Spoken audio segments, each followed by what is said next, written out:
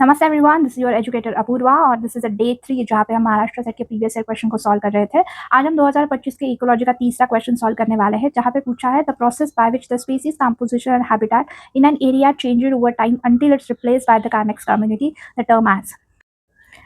Succession जो है उसे हम कहेंगे ऑर्डरली और gradually change in organism in an ecosystem, उसे हम कहते हैं सक्सेशन। अगर हम प्राइमरी सक्सेशन को देखें तो प्राइमरी सक्सेशन मतलब बेयर आइलैंड और बेयर लैंड पे जहाँ पे पहले सिर्फ रॉक्स प्रेजेंट थे, उस रॉक से सॉइल का फॉर्मेशन हुआ और उस जगह पे पहले लाइकेन फॉर्म हुए और धीरे धीरे वहाँ पे क्या हो गई, प्लांट्स का फॉर्मेशन होना शुरू हो गया, उसे हम कहेंगे primary succession.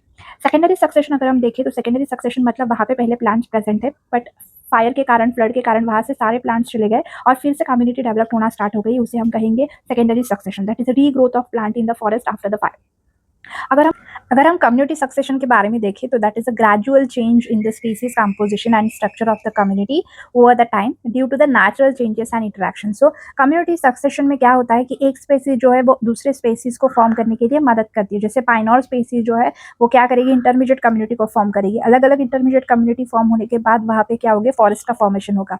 For example the फिर जो है वो ग्रेजुअली चेंज हो रही है from grasses to shrubs and shrubs से forest. So this is called as a community succession, जहाँ पे एक प्लांट की कम्युनिटी दूसरे प्लांट की कम्युनिटी को फॉर्म करने के लिए मदद करेगी।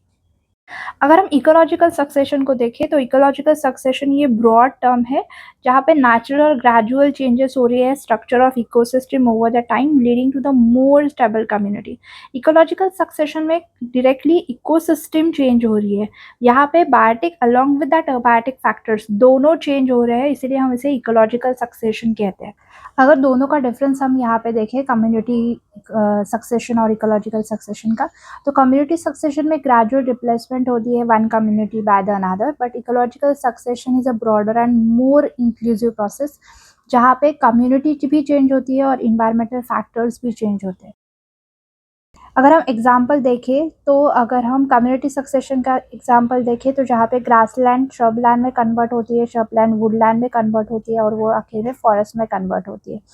बट अगर हम एग्जाम्पल इकोलॉजिकल सक्सेशन का देखें जहाँ पे development of soil, change in to the climate, then water availability, nutrition accommodation along with the community changes. सो यहाँ पे बायोटिक और अबायोटिक फैक्टर दोनों चेंज होते हैं।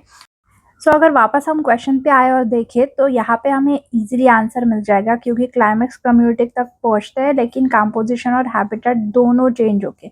सो इसका आंसर इजीली आ जाएगा, that is nothing but the ecological succession.